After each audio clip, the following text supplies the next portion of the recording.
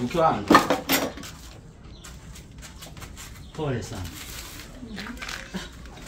Chukua inaona kama unahangaika sana. Kazi hizi uko mwenyewe.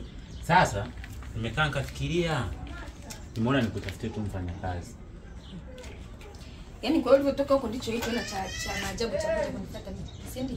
Kwa hiyo ulivyoshinda hapa asubuhi tu hela yote ya kula au hujaulizie mtoto anaendeleaje unawaza mfanyakazi.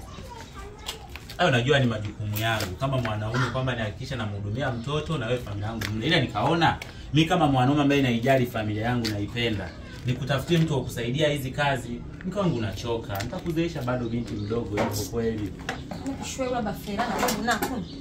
Yaani wewe, haya hiyo mfanyakazi unaleta wa kiume au wa kike? Si wa kike. Ili nikiondoka ubaki naye chumbani, si ndio?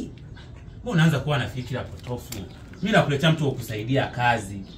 Ila kurahisishie. Sasa hivi ungekuwa unaendelea na shughuli zingine anaosha vyombo. Angalia sasa toke umalize kuosha vyombo uende upike tutakula saa ngapi sasa mke wangu? Nitavifanya.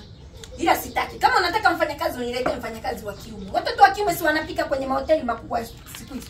Sasa unaona ukadiletee sti ndio ara yako hiyo sti manyonyo utakuwa umemokota umlete hapa ndani. Yaani kuletea mfanyakazi wa kiume. Unilete wa kiume kwani wa kiume ana matatizo gani? Kwani uonaki kwenye manini makubwa wanapika chakula watoto wa kiume ndio wanapika tena vizuri. Hiyo mimi kuleta mfanyakazi wa kiume huo ni uongo. Naijua hiyo. Unashinda naye hapa? Na mimi naijua. Naijua hiyo. Si mara wako amekosa pa kukaa umelipa kodi umeoneni umeshindika. Tena usinichanganye kichwa baba na nini. Nisha bora bo tupite hivi kabura ngani. Kwa mke wangu namleta mfanyakazi hapo. Piga na kijiko.